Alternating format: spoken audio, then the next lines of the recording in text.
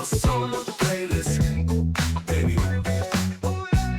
What's on the playlist, baby? What's on the playlist, baby?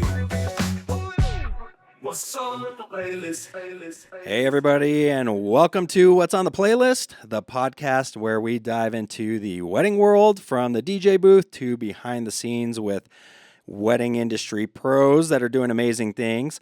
I'm your host, Chris Romero, and today I'm actually flying solo as Tony and Victoria have left me. They left me stranded. They are both actually out of town, but don't worry, we've got a great episode lined up for you. Joining me today is someone who is no stranger to shaping the wedding industry here in New Mexico. You probably know her as the founder and former owner of the New Mexico Wedding Collective, but today we are talking about the next chapter in her journey, building and selling that business, and now helping others to do the same through her newest venture, Brio Business Group. I'd like to welcome Shauna Pointer. Thank you. Now, did I say that right? Is it Brio Business Brio Group? Brokers Group. Brio Brokers Group. All right. So, yeah, we're going to talk about what it really takes to, build a business that's actually sellable.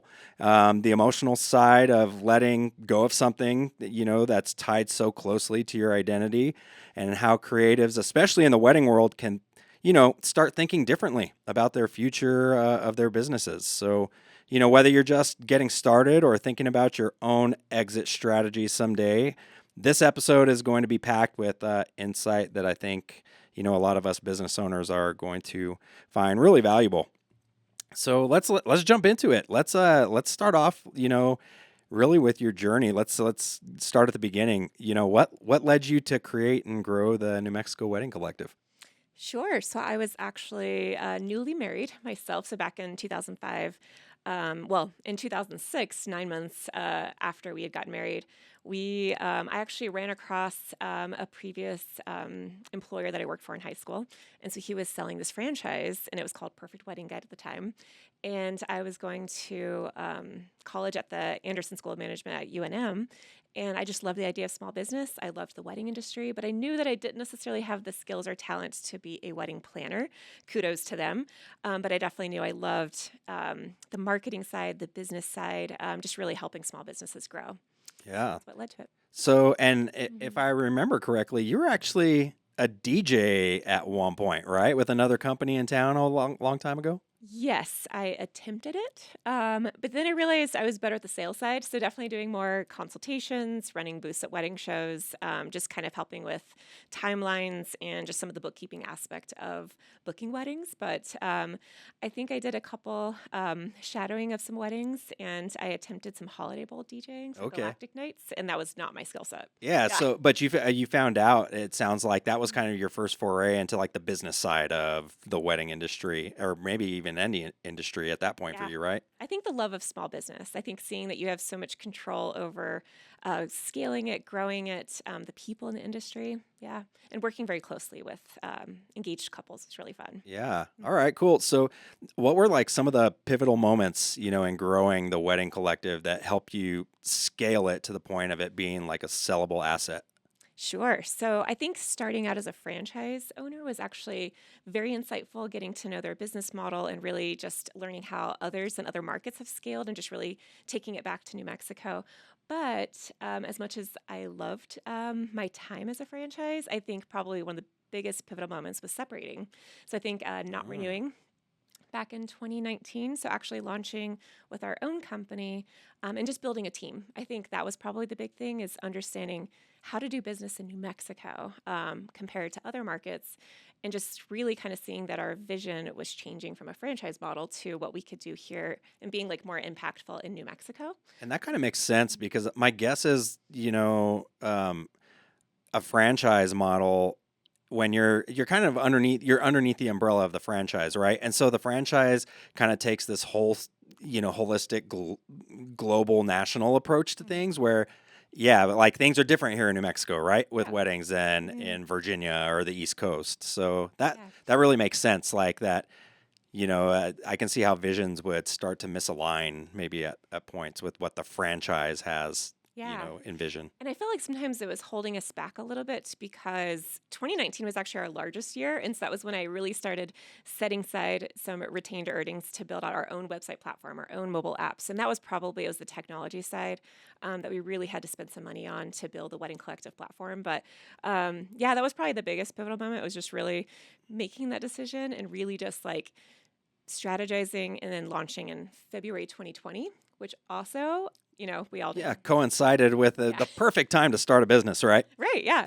But we were able to kind of get rid of, as much as I love, like, the franchise, and there's a purpose, in a place for franchises, but to be able to get rid of royalties and licensing fees and just really cutting all of those operating costs was just, yeah, again, another pivotal moment right before the world shut down.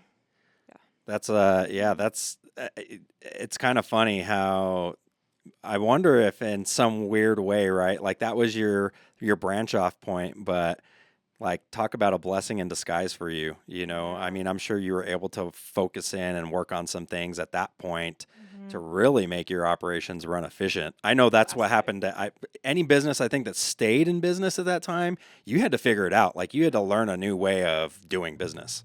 Yeah, and that actually makes me think of a second moment that really helped us was knowing that it was actually easier to do business in other markets with Zoom calls and FaceTime and Google Meets. Yeah. And so in 2021, launching into the Wedding Collective Colorado market and knowing Right. that that was actually possible. Whereas I had a really hard time vision casting beyond New Mexico and what else we could do with the Wedding Collective brand. But really just seeing that that was actually a possibility during the pandemic. So we actually spent probably a lot of our so-called downtime strategizing what the next phase of the business was going to look like, and that was Colorado. Yeah, that's awesome. And so then you guys actually opened up the Colorado side. And I know I haven't talked with you a whole lot about that. How was that? Like, what did you learn from? I mean, basically, what you did was you end up franchising yourself, right? We did, yeah. It was just really expanding. But I didn't necessarily want to have a whole team in Colorado. I didn't want to manage a team from afar. I didn't want to, sell franchise rights. I didn't want to have to do any of that because I'd Right. already seen that. And I saw that it wasn't necessarily, what was working. But I did want to work very closely with all of the vendors that we were meeting and all the, what became our members or our clients. But I think just lots of Zoom calls, and I think just realizing that we could work remotely and have our little home office in Albuquerque and really Right. expand and understand the Colorado market just with lots of great, communication. And then it turned into lots of little meetups and things just to meet people in person because obviously that's very valuable when it comes to Right. this industry. Oh, that's awesome. So how did you know that it was time to like move on or sell the business?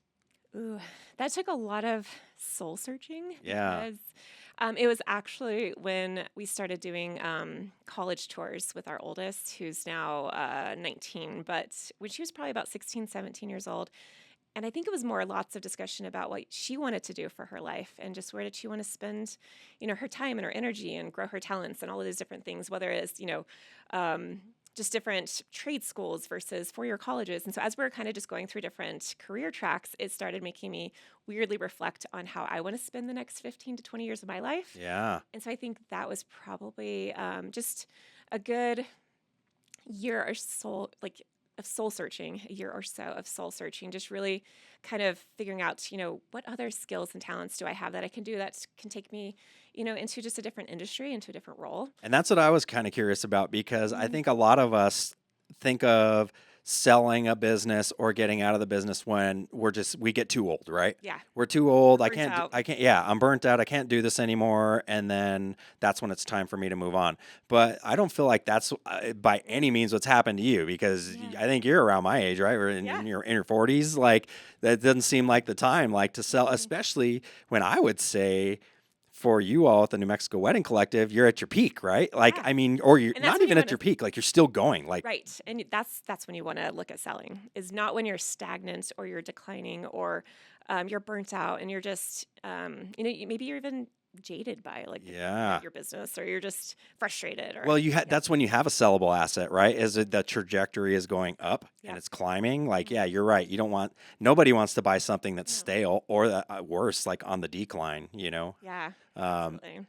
But yeah, it was September 2023, I think, was when having lots of conversations with my husband Yeah. behind closed doors, just kind of figuring out what does that look like. And I think the pivotal moment to make the decision and actually kind of go through the process of what it looks like to sell is Um, I mean, we talked about not necessarily living in New Mexico forever. And so part of it would be, this is a business that, we wouldn't necessarily be able to, and I never wanted to work it remotely, but I thought about, developing my role as a business broker while also running Wedding Collective. But then I also learned pretty quickly that as I attempted that for a short period of time, that you can't serve two gods. And so That's the issue I've had with because during COVID, as I've mentioned on this show many times, I also do real estate. And so I'm in an office with, I would say 99%, of the brokers in there are full time. That's what they do is, residential real estate.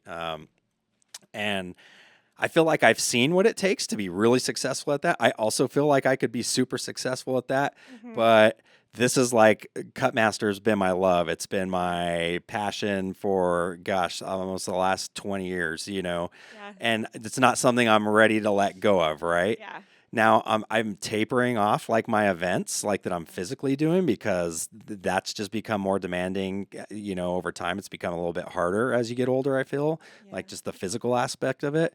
But yeah, it's so the real estate in the last few years now that post COVID that we've come back online and we're flourishing again with events and that's all fine. Like now that the scales have absolutely totally tipped where I'm not doing as much real estate. I'm still active. Like I've still got a few things and that are percolating, but I'm not doing like all the marketing and putting myself out there and doing all the stuff that's really needed to be A like full-time, the full-time yeah, successful. It's turned into my side gig, right. but I still doing it in the hopes of probably I think it's the 5 to 10 year plan for me. Yeah, growing into it. Exactly, of tipping the scales and going back the other way and maybe doing that at full time at some point in time. And then this is maybe either sold or I just manage the sales operations and that sort of thing and not doing the physical event. Yeah, So what you're doing is like goals is, yeah. and I think it's goals for a lot of us. Right. Yeah. Well, and honestly, talking about us, being in our early 40s or whatever, but the other tipping point for me too is really just kind of thinking, I'm like, okay, I've been doing this ever since college. 19 years I've been pouring myself into this, Wedding Collective business and building a team and our network and growing into Colorado. But I have another 15 to 20 years to pour myself into something else. Yeah. And be able to use kind of any hidden gifts or talents or whatever in different ways that I haven't been able to pull out before. And so just kind of a new challenge, but also I didn't want to start a new career being maybe like 50 or 55. And I'm Right. like, so that was probably when I was like, well, if I'm going to do it and I am going to change, the trajectory of our family and our lives and our, work-life balance and all the things, then it's now or never. Like that was kind of, I think, when our kiddo was going off to college, it was like, okay, well, she's making these changes. I might as well make some changes. It's funny, and I think it's like tough because I feel like anytime you do this sort of thing, you always go through this where leaving the safety net. So I think when you probably first went into at the time is getting the perfect wedding guide. Yeah. I know for me with Cutmaster, like that was my first time really letting go of like the safety net of like a 9 to 5 of a guaranteed check coming in every single week, right? And now you're on your own and I've got to make it happen. And is the phone ever going to ring again? Is another inquiry going to come in? And then you ask yourself after doing it for like a few months, like, oh my God, why didn't I do this 10 years ago? Right. Like, yeah. So that's so cool. Like, it's like super inspirational that you're able to kind of still keep doing that, because it's hard. I think anybody that makes the leap or has made the leap knows it's tough to let the safety net go. Well, and then now selling a business, because you're selling something that as an asset has consistent ongoing cash flow. You've got, projections, you've got the track record, you've got everything that you were able to sell with that company is now gone. So it's Right. like, even though you might have the proceeds of selling the business, which is phenomenal, but, starting over, it's like now it's like whole new career being 100% self-employed again Right. as an independent contractor with Brio Brokers Group Yep. and 100% commissioned. So it's a completely different. It's completely different. And I've always said that too. Okay, when I'm ready to make the jump to a full-time realtor,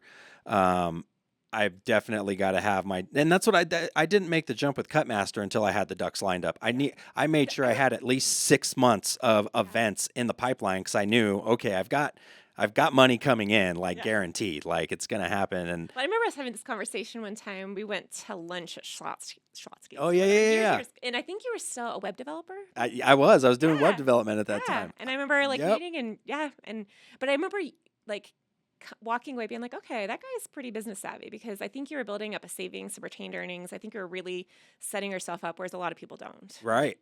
When they jump into small business ownership, especially startups, they're Yeah. just not prepared. No, and that's it's the same thing. I want to make sure I've got the pipeline, full before you can't just cold turkey Mm, and then try to wing it. yeah. And you got to have a plan, Yeah. So Mhm. we've been talking a little bit about this. Like, walk us through like the emotional side of selling the business. I mean, obviously, you've been doing this for a while. You're tied, not only to your own business but really to the community. Yeah. I know, like, I'm pretty sure a lot of us when we found out, like, oh my God, like Shauna, you can't leave us. I know. Where are you going? Why are you doing this? Yeah. So tell us about that, like Yeah. that side of it. I think that was probably and now kind of on the flip side, being a business broker and just kind of seeing what everybody goes through, whether you're on the buying side or the selling side, I think it is very emotionally challenging because as a seller, it's very much, I mean, that's tied to your network. So the cool thing is we're like, okay, we still have 3 kids that we're raising here. Like we're not going anywhere anytime soon. Even my husband's real estate business is here. So it's like, we're not going anywhere and I'm still gonna be a part of the business community. It's just, it was sad to know that all of the vendors and all just our network is not going to be the people I was going to be speaking to per se every single day. Right. And then I think our team, I think that was probably the hardest was to keep everything very quiet and confidential during the whole process and not being able to, I wanted to share all of these Of exciting things course. happening. And so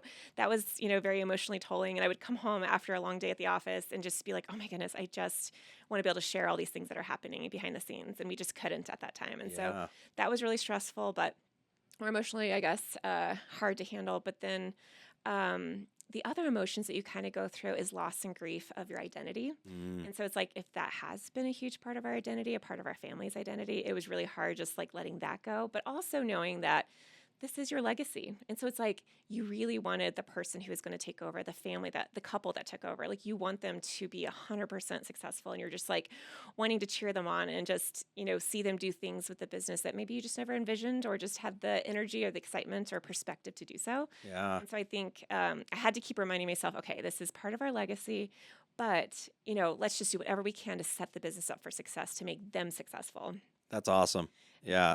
So, is there anything that sticks out to you that was like kind of like surprising or the most surprised by the process of selling the collective? Yeah, I think it sounds like such a businessy, transactional world to try to sell your business because all of a sudden it's taking your heart and your passion and all your hard work and just takes it down to just letting the numbers speak on what the value of your business is and Yeah. just nitpicking your financials and your processes and everything with that. But I think probably the thing that I've enjoyed and probably has been the most surprising is just the process of finding a buyer is more like dating.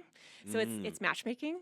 So I thought that was really like interesting Yeah. because as I kind of worked through several potential leads that kind of came through as potential buyers of the business, it was Zoom calls and, offering, tours of the office and kind of getting to know them. But to realize like, okay, I don't think they're the right fit because I don't think that they're going to vibe well with the vendors. I don't think they're going to, have the skill set or whatever to just, really be successful with it. Or they were just some big conglomerate that just wanted to absorb another magazine or Right. Right. publication or digital, website of some sort. And so I think understanding the matchmaking side of it was really important. Yeah, I can see that. Like that's got to be tough because like your business, it's not like you are selling like this kind of tangible product, right? Like you're not selling bottled waters here. Right. It's you've got you're selling a network Yeah. and relationships like that have been built and curated over a long period of time, right? Right.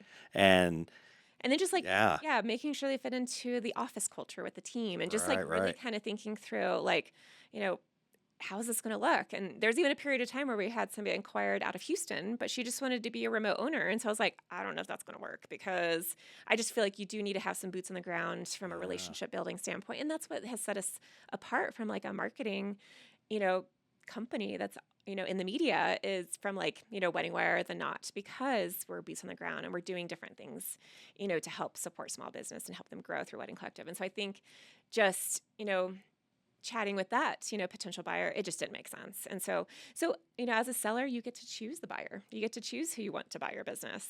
That's pretty cool. Like, let's talk about that process a little bit. Okay. So, and I know this is probably what a lot of owners out there like, how do I even do this? Like, I think a lot of us in the wedding industry, we've got services that we provide, right? So, a lot of us, I don't even think of our business as something that is sellable. That's an asset. Yeah. And it can be tough when you're doing a service based in a service based industry, like you're selling really people when you get down to the heart of a lot of what we do and a lot of our verticals. So, what is like, where does one even start if you want to sell your company? Yeah, well, I guess lots of things kind of come to mind in terms of building your business to be a sellable asset. Because coming from the wedding world, I've had several conversations recently from more solopreneurs that don't have a sellable asset, Yeah. which is kind of frustrating, disappointing. But they can get it to a place of it. That's probably the first thing, right? Yes. Do you even have a Do you have? sellable asset? That's probably the big question. And honestly, a lot of our initial phone calls with potential sellers, there's a couple questions we kind of roll through, but it's, do they have processes in place to make it a plug and play where somebody can come in and they can buy your business and they can just, pick up where you left off? And I think that, we do, we're a part of the, just a lot of different groups. The wedding or the DJ Collective, DJ Think Tank is another big group I'm a part of. And one of the things that a common theme that I've always heard is, can you leave your business for 6 months? Can I just if tomorrow, like right now, could I just walk away from Cutmaster and in 6 months, the business still be Right. rolling, right? Well, and it may not necessarily have your vision casting or you still have to steer the ship and lead the ship if you're an owner operator. Right. And that's, the majority of the small businesses that we're selling these days are owner operators. But do you have a team in place that will, for 3 to 6 months or whatever, or even just for a couple weeks, you can go on a cruise or something, be able Yeah. to just answer the phone, take care of things, Yeah, I mean, there's still a lot of things you as the business owner handles that your employees probably have never even touched doing. Yeah, I know, like for me, the financial side are my guys would have no idea. But so going through my recent health issues, it made me really start to realize and look in deeper into our processes, right? Yes. So like this is like just basic stuff.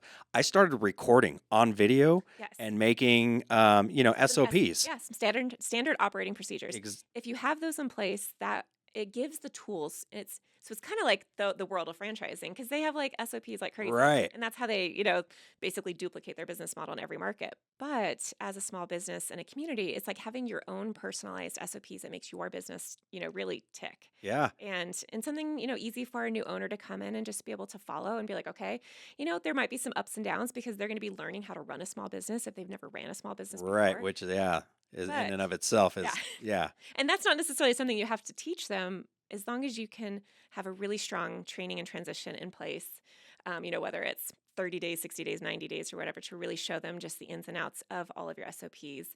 And then just really having a team in place that can support them. Right. Mhm. Yeah, I had to sit down. It was like, oh my gosh, if something happens to me, like what like what are you going to do with like my monthly books and like and all this stuff. So I started like recording all of it, and I was like, okay, this is the stuff that at minimum my wife needs to know, like Yeah, yeah. right? But then here's like, yeah, the operational side of things. And so we do have our training that we do, and we've got a book that lists like all the stuff for DJs, right? How do Yeah. you roll up wires? How do you do all this? Like there's all of that side of it. But yeah, then there's the business side Yeah. that I hadn't even really laid out. So that was like, okay, that's the next phase, is we need to get really all of our procedures from CRM. How do you even enter in an event into our CRM, right? Like it's all this stuff that, The nuances that aren't intuitive. yeah, it's not like all the fun stuff, but if you want an asset to make something sellable, Yeah. you've really got to have your systems and procedures down pat. Yeah. And I would say probably some of the other, it's more finances because we have to let the numbers speak when it comes to valuing a business. But you really have to have, and that's something that sometimes a lot of solopreneurs just haven't been able to scale their businesses quite yet to those numbers. But in order for somebody to come in and buy a business, otherwise, why would they just not start a business on their own? Right. But they're coming in because they want to buy something that's already cash flowing. So the biggest thing is obviously being a super profitable business. So, really having top line gross numbers of, at least 100 to 200,000, really cash flowing at least, a decent wage for somebody to be able to quit their full-time job in corporate America and be able to buy a small business. And so being able to actually feed their family. Yeah, that's awesome. Mhm. Let's. You talked about valuing business. Yeah. So somebody that wants to now is starting to think about selling and like, okay, this maybe is something, maybe I've got this 5, 10 year plan, right? Of getting out of the business, but it'd be awesome instead, because I think you might even know the numbers.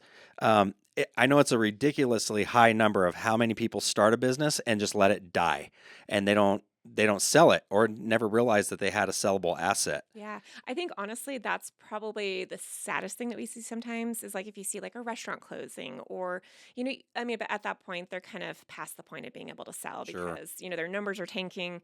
Um, they've been checking out of the business for years. They just need to retire. But I think a lot of times when, someone's kids don't want to take over the operation or, they don't realize that they don't have to keep working in the business until they're 80 years old. Like they can actually sell it and retire with dignity Yeah. and be able to step out and actually retire and So when somebody wants to do that, where do they go to even just get a valuation yeah. like on the company? So a lot of CPAs or commercial real estate brokers will try to offer, business valuations and stuff. But honestly, so from a business broker standpoint, just really the biggest thing is getting a professional evaluation done because that's when you can really have somebody, dig into all of your numbers Yeah, and you got a asset number lists. crunch, right? Yep, Like, exactly. yeah. So, and that's where I think now what you're doing, Mhm. that's what comes into play, right? Yeah, So if you're looking to sell, you don't really know where to start or what to do or what the value of your company, like what do I even have? yeah, Then this is where going and visiting you yeah. with Brio Brokers, right? Like Mhm. comes into play. So tell us a little bit about that and that business group and what inspired you to help others like buy and sell businesses? Yeah, so I think honestly, because well, and you too, being around, residential real estate, I was like, okay, well, maybe that could be my next career. But then I was thinking maybe more commercial. So I was like, I was actually meeting with some local commercial brokers, and it wasn't, and that was more just me soul searching again, trying to figure out what my next stage of life was going to Right. be because I didn't want to be.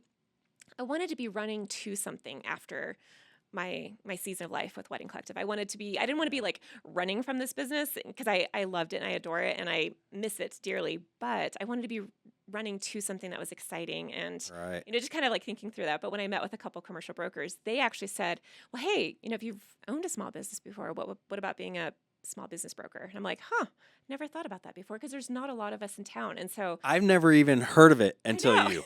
Like that's why but I was like this is genius because Yeah. a business isn't it's an asset. That's what a home is. That's what Yeah. a just like I mean, and it's the biggest. So, I mean, even for us personally, it was the biggest asset we've ever sold. It was more than our, house that we've ever purchased. And so right.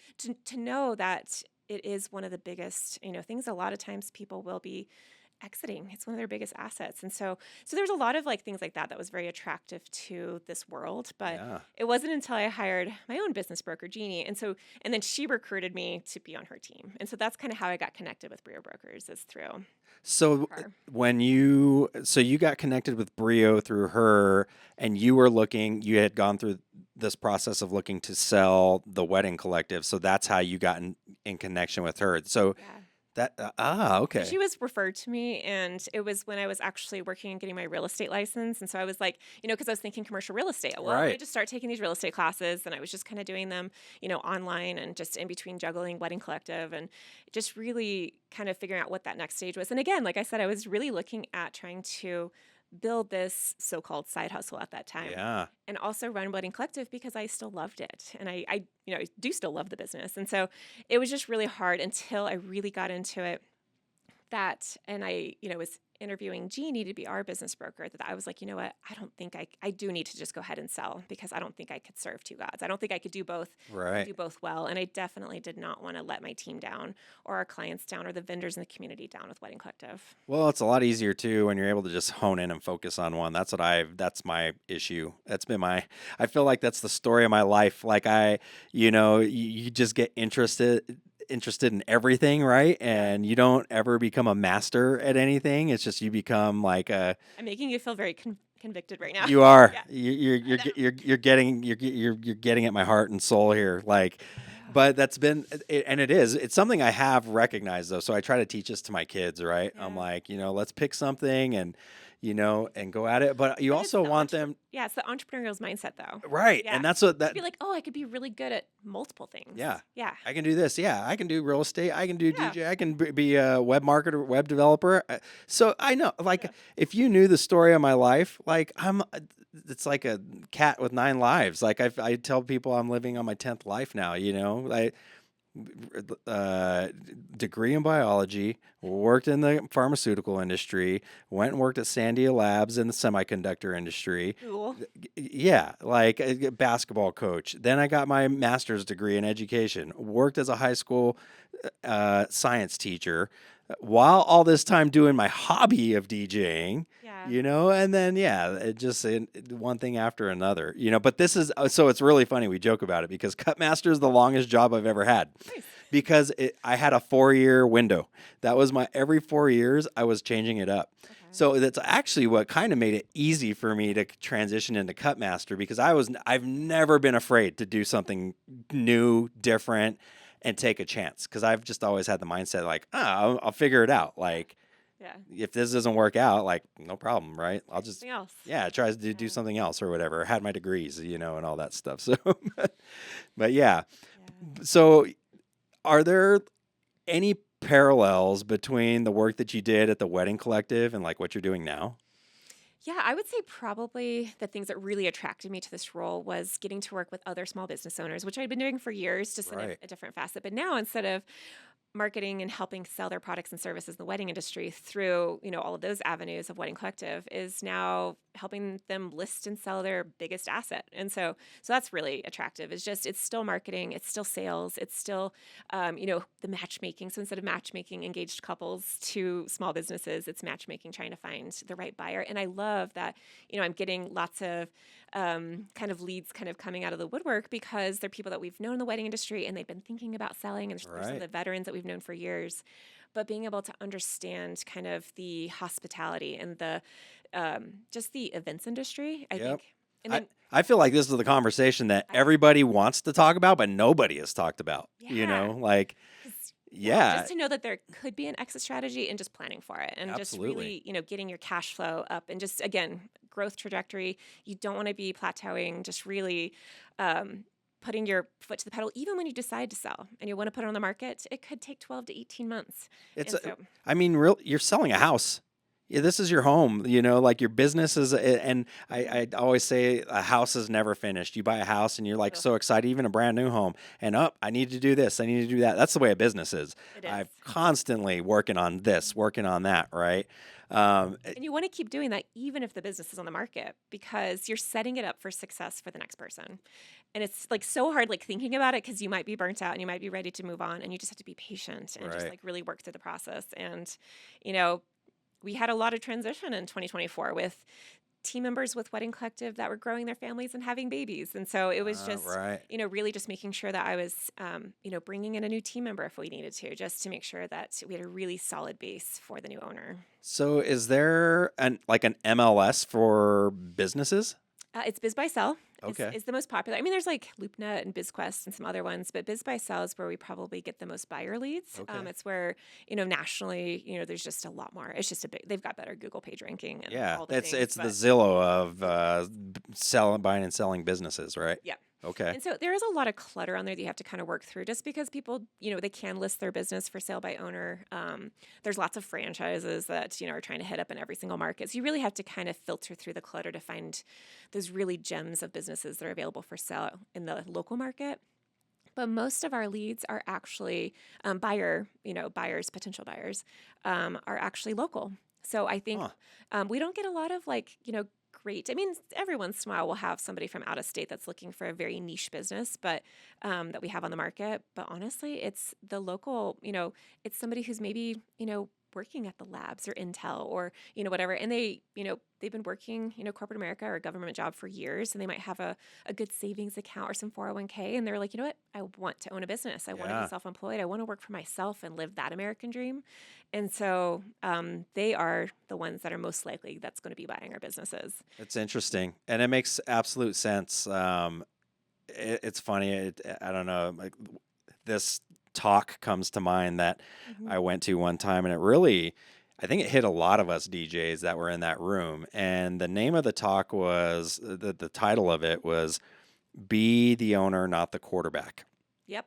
And the whole idea behind it was like, yeah, everybody sees Tom Brady, Brett Favre, right? Like all these, just like these quarterbacks, right? Patrick Mahomes, okay, for you youngins out Right. there, and everybody wants to be that guy. But really, what you want to be is the owner of the team. You want to be Jerry Jones, all right? As much as the Dallas Cowboys fans hate him, I'm not a Cowboys fan, but that's the guy you want to be.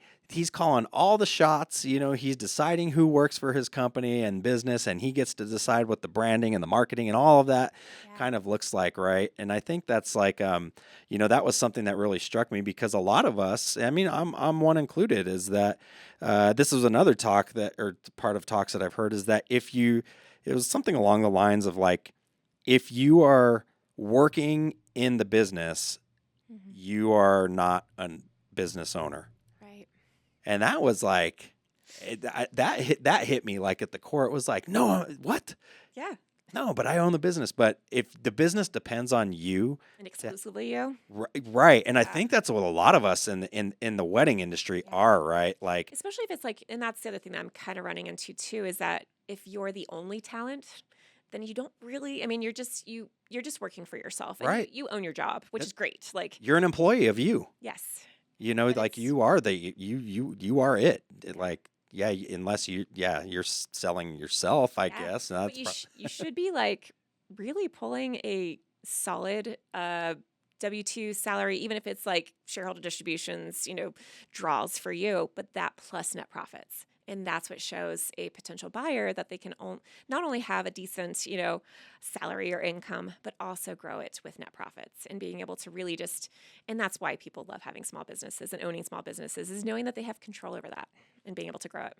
Yeah, that's I think a gold nugget right there for those of you that are looking or thinking about, you know, succession and that sort of thing. If you are your own, or you are the talent, so to speak, of the company. Mhm.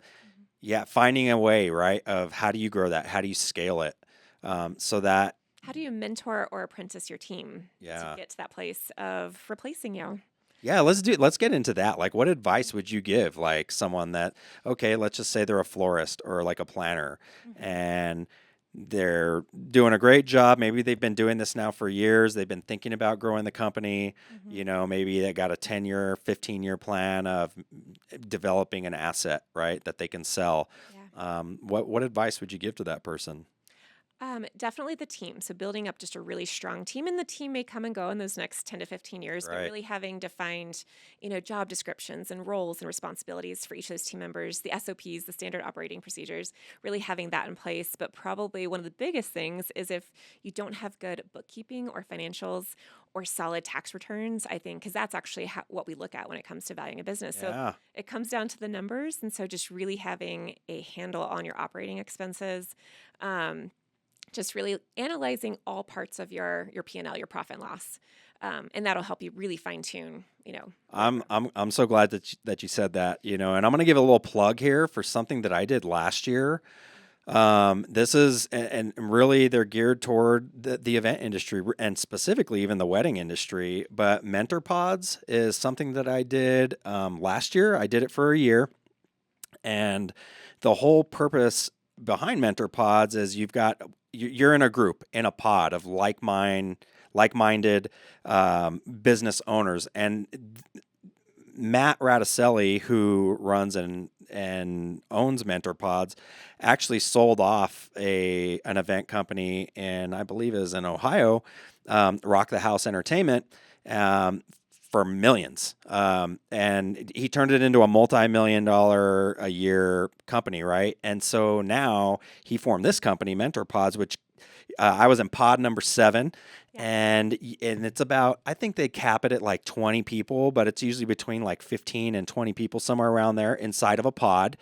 And you go through, it's a year at a time that you're signing up for, and they go through all of this, getting your numbers down. They give us tools to be able to, instead of just a spreadsheet on your own of tracking things, they've got this all built out for you, where every month, or actually every week, you go through, your P&Ls, doing, you're learning all about, there's marketing tools, and even keeping track of that, like Yeah. where are your leads Business coming from? operations. Yeah, yeah, Yeah. yeah. Mhm. Operations. Where's your business coming from? Yeah. What's your closing rates, things like that, right? So, and really, it's like a deep dive into getting all of those numbers and Yeah. having them together, and then it goes into like SOPs, Yeah. right? And And that's probably something else from a marketing and advertising standpoint, is to not stop that at all. That's actually what's driving your yeah, cash flow, or it has been for years. So whatever's working for you, keep doing that. Don't take your foot off that pedal, because the new owner is going to need that to piggyback off of with that existing cash flow and moving forward. So that's kind of like the other thing is, don't be so stringent on your P&L that you're really cutting costs everywhere. And right, then, you don't want to change too much. You want to just really fine tune it. right. Yeah. And so, if you aren't doing all of that, if you're looking for something to get you started, or you want a group that you can do this along with, what I really liked about Mentor Pods is you got other people in different businesses Yeah. that come up, and the beauty of the pod is a half hour before every single pod. So it meets weekly, and it's an hour at a time, but a half hour before, it's the open session where we bring questions, things we've been dealing with this week in my business, questions for everybody else in the pod. Hey guys, I'm dealing with this. What would you do? And Yeah. it was super valuable. So Mentor Pods, I believe it's mentorpods.com for any of you out there that it might be. It is an investment. I'm going to tell you that right now. But like anything else in your business, if you want to grow it, you're going to have to put in the investment and some of the, some money into it. So there's no doubt that this is, but I found it super helpful. So might be something to look at, if you're thinking about this and you just don't have all of that down, or you just don't even know what to do. Yeah. I know I was like that for a long time, where I was like, you're just kind of winging it, right? Like, yeah, I've got events coming in, money's coming in, But you're but not working on your business. right. Yeah.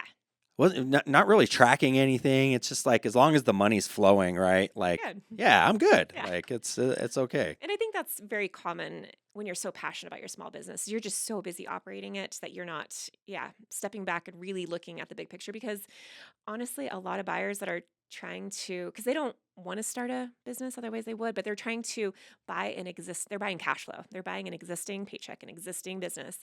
And they they need everything to be super seamless and clean and easy to read. And so whether it's your inventory list, or what we call FF&E, furniture, fixtures, and equipment, so really just your asset list. So really having clear, documentation of all of that, because a lot of Right. buyers aren't necessarily going to be sophisticated, because we're not doing a lot of M&A deals, mergers and acquisitions. So with Brio Brokers, we focus primarily on small businesses, anything under 10 million. And so Okay. they're not necessarily super sophisticated buyers. They're just normal people like us that are just, oh, this business sounds really cool and I feel like I could be good at this. And so, So I'm curious, now that you've been doing this with Brio, what are like the types of businesses? Are there like certain types of businesses that you are seeing that seem to be like successful in being acquired or sellable? yeah. So since I started August of last year, and really just shadowing Jeannie and just really being, I went through her whole training process of doing business evaluations and all that last year. But when it comes to a lot of the hot businesses, hot commodities are Yeah. med spas. So that's a big one, because Huh. they're high cash flowing, very desirable businesses. So med spas, staging companies. Gosh, I feel like I'm trying to think what other. companies that we've recently sold. We had a grant writing company that we had listed. I have 5 listings currently. So one's a small Nice. Mexican restaurant and a pet grooming business. So that's a moving and packing company. But I think a lot of the businesses that I'm running into is there's a lot of commonality, but the really interesting part is learning so much about all these different industries that I know nothing about. So it's like Ah, doing a lot of research and just being very, as Jeannie says, a potential business broker that wants to kind of maybe even get into this type of role or job just has to be naturally inquisitive, just really naturally interested in other people's businesses and their industries that they work in. Because yeah. I mean, you just have to learn about them, and you have Yeah, to. otherwise, how are you going to go out and find somebody to buy this Oh, business, right? yeah. Like, yeah, So I take lots of notes. I met with a dental lab the other day, and I'm okay, like, gosh, I know nothing about this industry, but it was so interesting. And the commonality is just cash flow. It's just really understanding where does their revenue come from, where are their expenses, what does their team look like, are they leasing a space? Is it real estate that we're going to now be selling and being packaged and bundled with the business, or is it? yeah. That's what I like, Yeah, and I guess there's so many different ways that you can do it, right? Yeah, mhm, like, is the building coming with this? Like, right, because I've thought about that too, and I guess you can do that, yeah, right? Like, you can say, okay, let's just say, for example, I wanted to sell Cutmaster. I mean, I've got this building and warehouse space, heck yeah. which, yeah, like, well, do So you you can choose to sell it, or you can choose to keep it and be, and rent it out or and something, be right? the, lease it to the company that buys your operation, Right. the operating company. But yeah, and honestly, and that's where, a lot of times we've been working with a lot of commercial real estate brokers just because they might get a call because of the real estate, but then they also have a business that's ready to be sold too. Yeah. But we're not going to post the commercial real estate side of it on Carnum, which is like the Right. MLS, because we when we do a business sale, it has to be 100% confidential. We don't want clients finding out. We don't want the team finding out. It's a very vague listing that we post out on our Biz Buy Sell, just kind of like, oh, small Mexican restaurant. Like we don't Yeah, put you the don't want your address. team leaving before you Yep. sell, right? Like, Yeah, and there's just, even if you have a really close knit team like I did, it's you don't want a mass exodus. You don't want to create insecurity or job insecurity. right. You really just, and sometimes, it could take 12 to 18 months to sell the business. And, Sure. I don't want, and you don't want them to, being, just kind of caught off. It's just a high stress. Yeah, You're causing a high stress environment, right? yeah, That didn't exist yesterday. yeah, Yeah. exactly. And then you also want them to give the new owners a chance. And so and so that's when it comes to like selling the real estate with the business is we're not going to put a sign out front. It's very much we're going Right. to lead with the business sale first, because if you try to sell the real estate out from underneath the business is just cannibalized. It's just Mm, they have no place to go. And then that, and most people buying real estate in the commercial real estate world, they're wanting it to be their own, owner, owned property. So they might be moving their own business into that. And so then right. that business has to go somewhere. And so selling the business first, it keeps the integrity of the value of the business first. And then you give them the option to purchase the real estate as a bundle, or they can choose to lease it with the first option to purchase later. That makes total sense. So, if you were okay, so you've been in the wedding industry for a while. Are there any verticals that you see that might be, more likely to sell if you wanted to create an asset, that because we got different verticals, right? We got planners, we got florists, Yeah. we got or stationary, DJs. Are there any that you would say like could be prime candidates if you? If they're ready to sell. Yeah, I mean, obviously venues. I mean, yeah, definitely yeah, yeah. venues. Right. But I mean, that's kind of a given. I feel like it's just because of the real estate. Definitely bakeries, floral, Mm, like especially a retail florist. Definitely anything that has ongoing clientele. The wedding industry is kind of tricky because we have so much ebb and flow. yeah. And so one of the biggest things when we're valuing a business is we look at the like we apply a cap rate. So really just looking at the riskiness of that business and is it consistent cash flow? Is there so even with a lot of I had a conversation the other day with a floral designer that did like a monthly subscription. So she had, monthly income coming in from subscription based, floral deliveries. And so like that's great because that's something that a new owner will inherit with Absolutely. buying the business. Yeah, that makes like total sense that when you have something, yeah, that's just, I mean, consistent, constant Mhm. cash flow. Yeah, if you got a bunch of credit cards on file that are just being pumped every month. Well, and I love the wedding industry, but I think if you can even diversify beyond that. I think Wedding Collective was a little bit unique because we did diversify a lot when it comes to trade shows, conferences, Right. digital marketing, the print publication. There was a lot, when it came to Wedding Collective diversifying in that industry. But I think if you're in the events industry, really diversifying, whether it's, corporate contracts that you have, that you every year it's holiday parties or conferences or, just something like that that's just very consistent, very reliable, it's going to just naturally keep coming year after year versus, I love weddings, but also it could, be the ebb and flow. And part of that's just keeping your advertising and marketing up and just keeping your referral network strong and not like, don't stop showing up to networking events. Right. Keep your name out there even when you're ready to exit. Is something that would be looked at, and I don't know. I'm like thinking of Cutmaster, right? So like, is our inquiries coming in? Would that be like something that somebody that's looking to acquire a business, like I would assume they would want to know, right? Like how many eyeballs are on your website or on your social media, things like that. Is that something that would be a factor? That's really good information to share probably once you have an offer on the table, you're under contract from a due diligence standpoint. So that way they kind of know that there is consistent future projected income on its way. Yeah. But you can only value a business based upon historical data. So Yeah. it's historical sales, historical tax returns. So, because that's what is, as we say, we're essentially selling air, we're selling Yeah. goodwill, we're selling, that's especially in a service based industry. It's, This is where yeah, I mean, having a great bookkeeper. This is why I'm like, oh yeah. my man, thank God I've got my bookkeepers that I've had for forever, and my P&Ls on QuickBooks and all that, right? Heck Like, yeah. then you Yeah. just And a spreadsheet is not good financial statements. So having a good software, a good program, because you can pull reports, and especially once you get into that, the time that like we as business brokers really that's where we do all the hard work is honestly the due diligence stage. So we found a buyer, we've gotten it under contract. Now it's a good 45 to 60 days of trying to get it to the closing table. And it's right. usually that's when the books get picked apart. But you want to be able to pull really good reporting and good data. And they'll ask lots of questions because if they've never bought a business before, the buyer, Yeah. they're buying a small business and it's, not something in the millions of dollars, or whatever usually. And so they might ask just a ton of questions. And so being able to pull really good reporting and just provide them with and a good software helps with that. So my guess still is not only do you have a broker, I mean, it's like a house, like on the selling side, but you probably have a broker on the buyer side too, right? Like, It's interesting in New Mexico, we don't typically co-broker because there's not enough of us.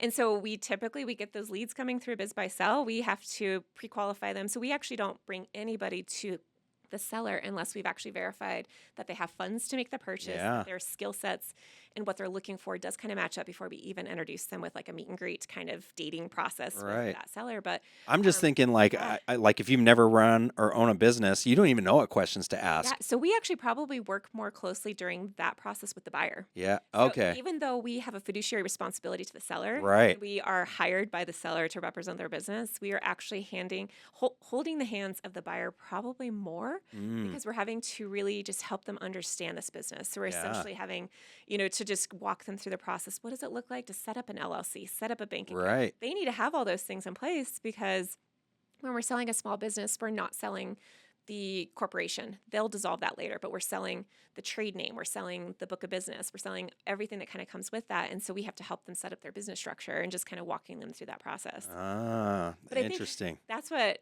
just being able to be on both sides, being a buyer of a franchise many years ago, and then recently being a seller of a business, I think that's probably given me the most knowledge of like what that looked like to, establish a business, go through a franchise system and all of that, but then also being able to sell it. I think just all the craziness that we did in between. Yeah. Wow. Yeah, you got my hamsters turning in my head right now. Like it's, and you know what? I think it's like a lot of us, it just a lot of us don't think. I've been thinking about this for a while, just because it's been brought up in a lot of the different conferences that I've gone to, and the people that I've actually seen people that have, like I said, like Matt is one of my great friends and DJ Think Tank. He's one of the few that has sold his company, right? And so it's like I think a lot of us don't even think that that's a possibility. But if you take the right steps and you do the right things, especially if it might not be now or in 5 years, but if if you're planning on being in this industry for 10, 15 years, why not build it into something that you Yeah. could possibly sell, right? And And then that you can do it. yeah, and I'll say you might actually have more job satisfaction too, because the more I started, I actually like fell in love with the business probably right around 2019, 2020, just because, and even though it was like the pandemic hit and everything, it got me to a place where I'm like, okay, there's all these other things that I had never done before. And now we're putting these things into place because we ditched the franchise system. So it was really like I kind of had to, but it re re-energizes you because you're not working so hard day in and day out in the business. You're able to actually really steer the ship and actually Right. lead the company. And so it's actually kind of exciting. That's like, I think, what I'm probably looking most forward to, because I think at some point in time, either Cutmaster has got to be taken over by my kids, Hmm. which I don't know if that's really going to happen. I mean, the more I look at them, I think they're doing their own thing. I mean, Jonas works with me right now. He's doing like photo booths and Yeah. assisting and stuff like that. But I've always encouraged them to do what they want to do, right? Yeah. Like, you don't have to do this. This was dad's thing. Well, and you don't want to wait around until they're ready to, because that may Right. never come. Yeah. And so it's like, okay, well, I might have something here that I build into, just this machine that gets sold off at some point in time, right? That somebody can take over and keep it going and expand on. Yeah. But I don't know. I don't think that's anytime soon. So if you're kind of like me and it's not anytime soon, but maybe 10, 15, 20 years down the road, that's what I've been doing. Why I joined Mentor Pods and like started networking with people is to start putting it together, Yeah. like start doing it now. And then that's the one thing that I found out too is like, I really love the business part of it, putting SOPs together, doing these stupid videos, Yeah. of these operations and procedures, and then figuring out like, dang, like this actually could be better, Yeah. you know? Well, and even if you as the business owner aren't passionate about that, like Chris is, Right, right, have one of your team members help. Because I right. even like, I mean, Jenna on Wedding Collective on that team, I mean, she put together a whole blueprint, of what it looks like to design and put together the magazine beginning to end. Because I'm not a graphic designer, I never was, didn't have the passion for it. I just always hired really talented, people to do that. Yeah. But having your team member just jump in, and if they're very detail oriented and they just would be passionate about setting that up, it's super valuable just to have on file, and it's super valuable to somebody moving forward, or even replacing their position if they ever decided to, in that case for Jenna, if she ever decided to stay home with her kiddos. Right. And so Well, and that's the other thing too is I've always thought like, well, okay, maybe if I don't want to, do the actual events at some point in time, I'm going to age out. Like yeah. it just, and although I've got friends in the industry that are into their 60s just crushing it. Yeah. So every time I see them too, I'm like, ooh, I could still keep doing this, right? Right. But dang, then I think of like 3 weeks ago when we did Los Alamos's prom, and I wasn't DJing. I was just Just like, feel old in the room. it's just like, it's not, that doesn't even bother me as much as getting home at 3 o'clock at night bothered Oh, me. yeah. That's really what it is for me, because Yeah. I was trashed the next 2 days just for my family because I'm just so stupid tired, Yeah. and so it's the physical part of it. Just as I'm not getting any younger, the events are still fun. I still love weddings. That's why I'm doing it. But Yeah. I could see myself moving more to a role of overseeing operations, either that or selling, getting into more real estate, that sort of thing. So it's got my, like I said, the Got hamsters. options Yeah, the hamsters turning, right? for sure. Well, let's before we wrap this up here, let's do some fun quick hitter questions here. So, what's one thing that you know now about business that you wish you knew 10 years ago? Oh, 10 years ago. Is that you're always going to be learning. You're always going to be wanting to challenge yourself, that growth is inevitable or change is inevitable, and to constantly be growing. I think that was, 10 years ago, you kind of think, okay, once I've got my systems in place and we're rolling and just easy peasy, but it's not. It's like, if you're not, if you're not constantly growing, then you're declining. So it's like, I've change always is heard that too. If you're not growing, you're dying, right? Mm-hmm.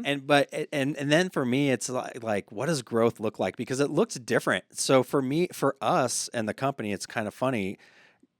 Like during COVID, we had to like kind of pull back on operations. So we used to have a photo booth company, ABQ Yeah. Party Pics.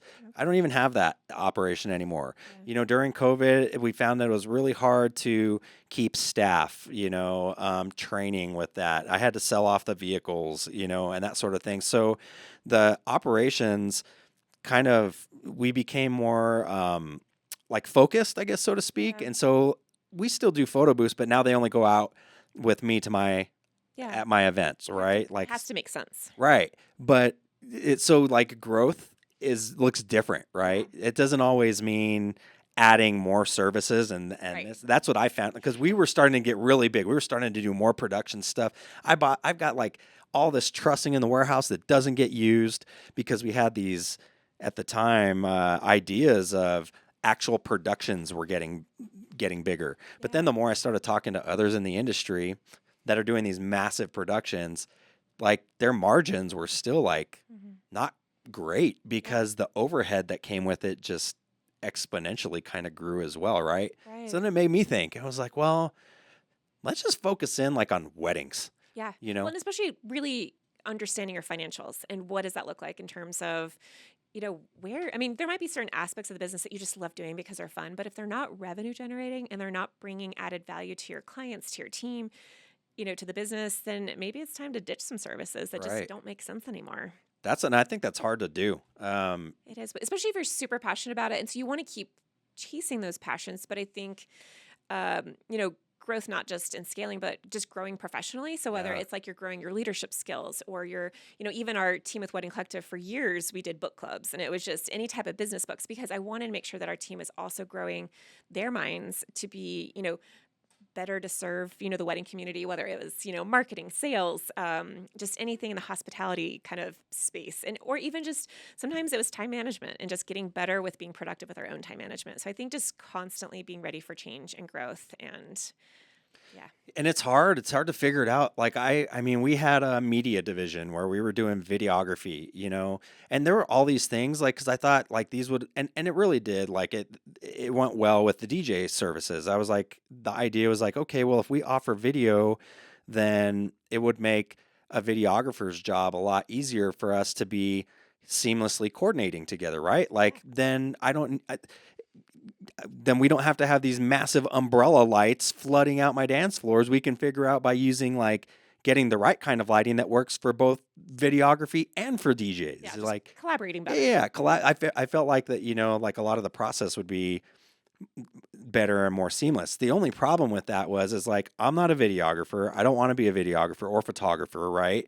And I could just never find anybody that wanted to kind of Yeah. take that and run with that division. So maybe in that situation, it's really just kind of staying in your lane. Right. And that's what Really, and that's really what it came down to. It was like, all right, I'm kind of done with this. Like, you know, my lane is DJs and doing that. We're going to focus in on that. Like, I don't mind offering the photo booths, but I'm not doing a photo booth division where unless I had anybody out there want to come take Yeah, you seriously. kind of want to run a photo booth division. But Yeah. it just, I need to focus. Right. Mm-hmm. So, Agreed. all right. So if someone listening to this is even slightly curious about selling their business, what's the very first step that they need to take? I think a lot of times when businesses come to us, sometimes it's a little bit too late in terms of where their sales are at, where things are at. So I would say do your homework now. Even getting a professional business evaluation done now, just so you have a benchmark as to where it's at, because we can also reverse engineer some of the numbers and say, okay, now if you can get your gross sales up to say $500,000 a year and your net profits up to $120,000 a year, now you've got a really strong business that could also get pre-qualified for SBA financing. And so I think just really understanding the numbers of where your business currently is and where there's room for opportunity. And so even this morning, I was actually shadowing a meeting this morning, just really understanding, it was actually just for estate planning purposes for the children who are going to actually take over their business someday. But the parents, just really wanted to get a business evaluation done. But it was really nice for them to see a benchmark of where it's at now. And then a lot of business brokers will actually update those numbers, whether it's quarterly, semi-annually, or annually, just to kind of give them an idea of what that looks like as they do, in this case, estate planning. Uh, that actually made me think about the other side of it now too. Like if somebody wants to buy a business, Mhm. like how do you go? Is it just like a house? You apply. So you mentioned SBA financing. Yeah. You just go apply for a loan, and Yeah. So it depends on the business. So a lot of businesses may not qualify for SBA financing. So 4 out of the 5 listings that I currently have right now can only be seller financed. That's actually, it used to be, I mean, the SBA, we're kind of dealing with the banks now, but it all kind of just depends on where.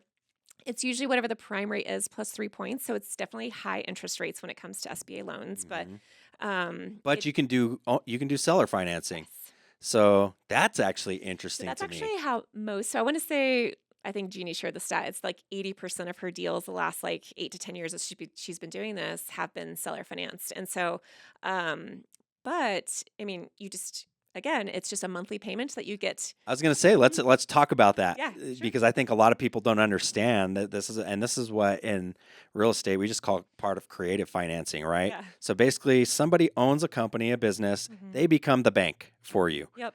Um, And you get a promissory note and right. a security guarantee, and you file it with the Uniform Commercial Code, the UCC, to have that. So it's basically a lien against the business. So if they Yeah. ever, and collateral, anything that's your FF&E, the furniture, fixtures, and equipment, or anything in inventory that you have, that is put up as collateral against the business. But yeah, so it's really, you are the bank. And so in that case, as the broker, I don't know how again, there's not a lot of business brokers. And we just came back from the International Business Broker Association. So I was meeting all kinds of brokers, and they do a lot of co-brokering in other big cities because there's usually buyer representation and seller representation.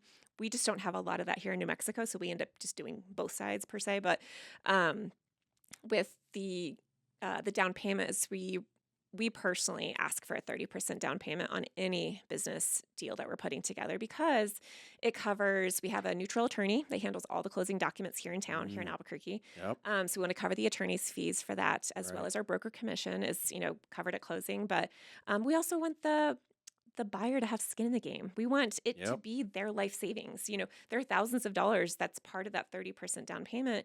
They have skin in the game. They're not going to let this business fail because, I mean, they have the seller's note for sure. Well, high risk, right? Because if that business fails, now you default on payments. I've got to take over this business again, and now I'm taking over a failing business. Yeah. And that could be, 2, 3 years down the line. And it's like, and you've lost all of your circle of influence, all of your connections in the wedding community. Right. And so, and Everything could be tanked, yeah, right? you can have Like, horrible Google reviews, all of that. So a yeah. 30% down payment, really, it covers the costs for the seller. So any kind of closing costs and stuff, but also it gives them walking around money. So it's really just the seller can walk away with some dignity that they've got some money in their pocket after selling their business. They're still going to do some version of training and transition. So they're still going to be involved in the business to help set them up for success, but also, it just, part of the matchmaking and the dating scene is that they are going to be working together. Yeah. So even like for ourselves with Wedding Collective, I mean, I was in the office every single day with Ann and Adam Turner. And even now, I mean, random phone calls and text Sure. messages. There's And transition period, yeah, right? it is. And Until they figure out like the direction that is theirs that they want to go. exactly, because there's a lot of really cool things that they're doing that I just either never wanted to do because maybe I just wasn't passionate about it, or just different perspectives. And so they're Right. doing a lot of things now. So now the business is evolving and changing, which is great, But I think for the seller's note, it's really just we typically structure it over, it's amortized over 10 years with a balloon Okay. payment at year 3, because at year 3, they can essentially go get that refinanced with an SBA loan. Right. Because at that point, they will have their own tax returns for at least 2 years to go get a loan to pay off the seller. Makes total sense. All right, cool. So tell me, what is the most exciting thing about this next chapter for you? Oh, I think a couple things that I'm just super excited about is it's small Albuquerque, so there's just so many businesses that I'm still getting to work with and talk to, and you know, still being self-employed. I love that. I love the Yeah. small business life. I love the flexibility to travel and do all the things with the kids. But probably from an actual day-to-day responsibility standpoint, is I actually just love learning about all these different industries that I know nothing about.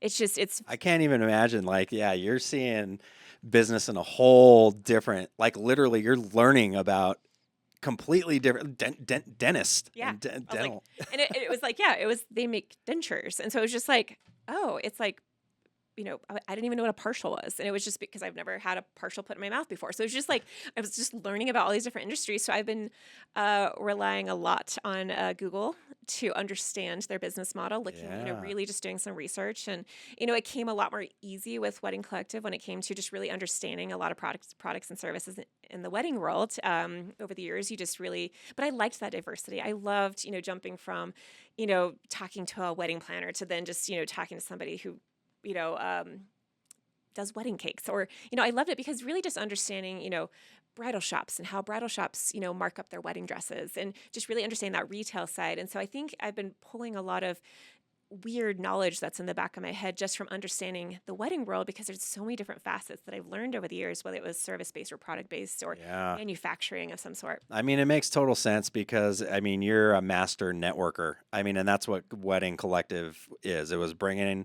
all these different verticals of the wedding industry together, right?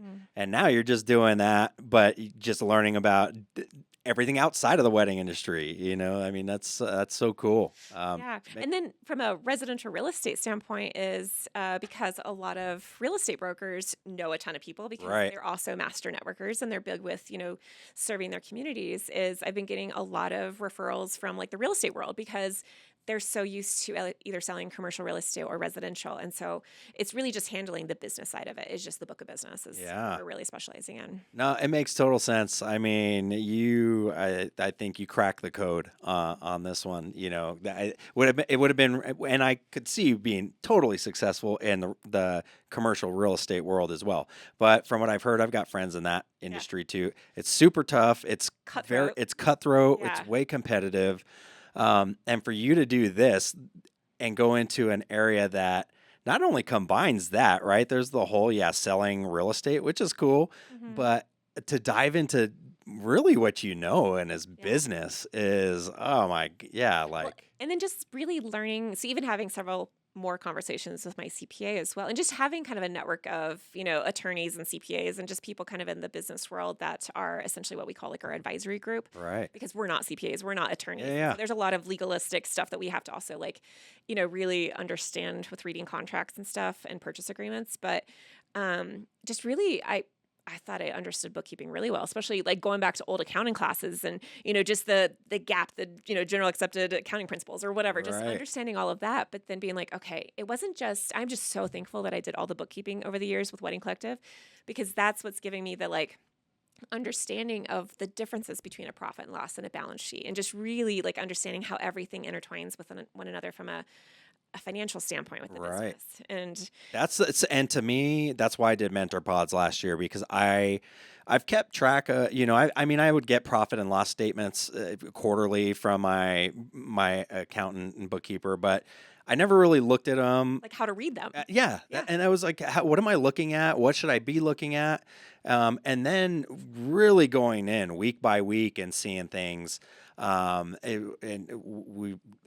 In our financial scorecards, basically, that's what we have with this. I mean, it was just really eye opening. Okay, and eye-opening in a way of not that we were doing things wrong. It was actually reaffirming dang, we've been doing a lot of good stuff. But now I know why. Yeah. Yeah. It, again, comes back to tracking. Right. Yeah. Yeah. So cool.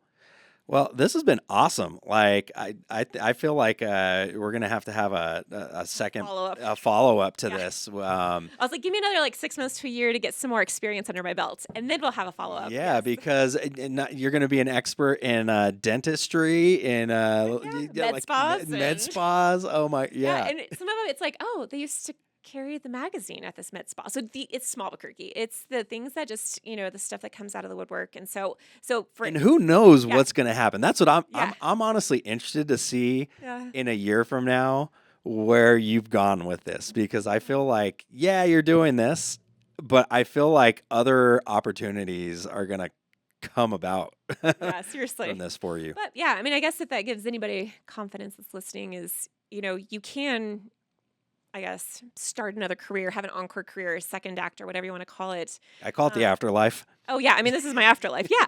But it's like, I mean, all of a sudden it's like I'm reading different types of business books now. And so it's just like just as long as you're willing to learn and apply yourself, I think that's probably, and just having the discipline to wake up every day and just keep, working at something. I feel like it's not too late to start another business. It's not too late to buy a business. It's not too Yeah. late to do any of those things. Are you a Gary V follower? I'm not. So Gary Vaynerchuk, for those of you out there that do, one of the things he always talks about, especially with the younger people, is because they'll always ask him, "What's the one thing you wish you could tell yourself at 20 or whatever?" Right?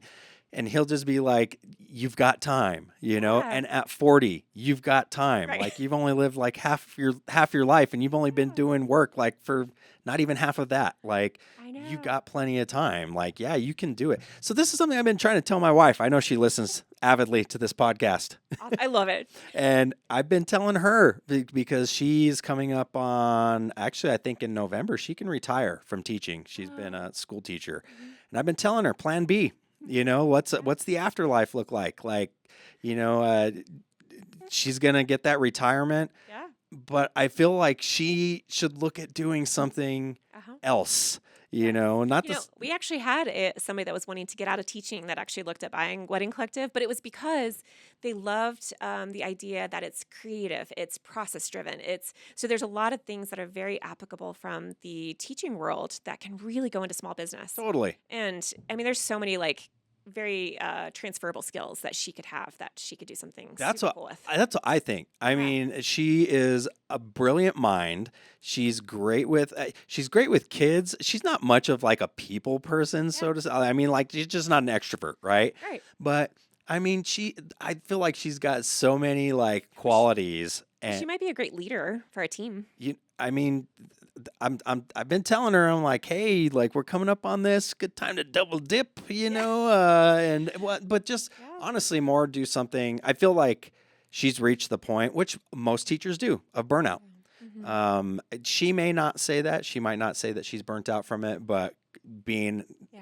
I feel But when like she finds that next thing, she'll have this whole new like energy and that's what enthusiasm. I think. I'm like, when she finds the next thing, she's gonna be like, I wish I'd have done this 5 years ago, Yeah, right? she just got Like, to do the soul searching thing that I went through. It took about a year of me just having lots of conversations. And again, because you guys have a high school graduate, right? yeah, he just graduated last week. Yeah. Jonas. So I think that transition of just like talking with our daughter that was going through that period and just like, and it was just like dreaming again. It was just like thinking about like what else, for her, we were more talking about like what are things that she loves working out at the gym. Like she's a gym rat and like all these different things. We're like, oh, you should go into physical therapy. Like we just started talking about, and she had gotten in a car accident and had done some physical therapy. And I was like, so you're there, interview them, ask them some questions about their career. Yeah. And then she realized that you have to get a master's degree. And she's like, I don't know if I want to keep going to school that long, but it opened up a lot of like, so now she's doing like exercise science and Yeah, it gets the kinesiology. wheels turning, It right? did, Like, yeah. yeah. And that's what I've said too. Like I've been telling her, I'm like figure out like what you like, something that you really love. That's how I fell into this whole thing, right?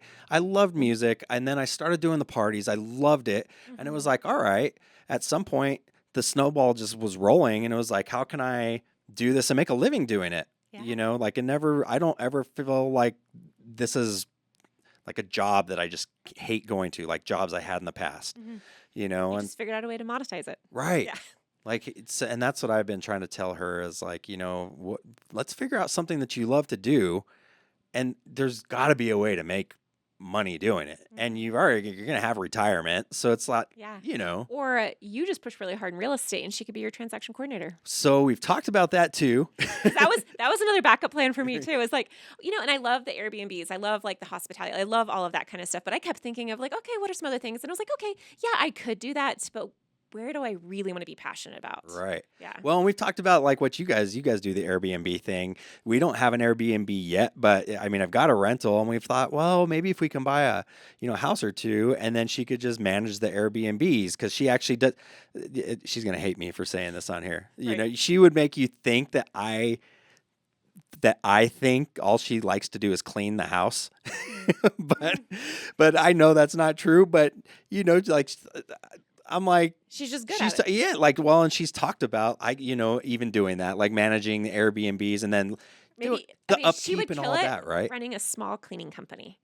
And so, because that's in the short-term rental space, is teaching them how to flip properties, not just like, Mm. cleaning houses and Right, stuff, right, but right. like cleaning, it's vacation rentals. And so there's such a niche for it. And I'm in so many Facebook groups that are constantly looking for good, reliable cleaners, but being able to manage, a cleaning team or something could be her next. Right. And I don't know if she honestly likes doing that or not, but she does it all the time. Like, We're just brainstorming ideas for her. yeah, that's right. Yeah. That's right. That's don't divorce me tomorrow. Right. But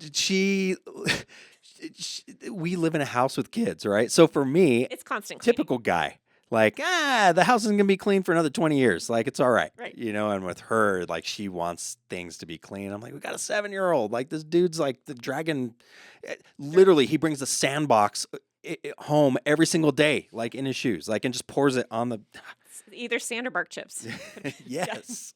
I wish it was bark chips. It's sand. Ugh, drives us crazy.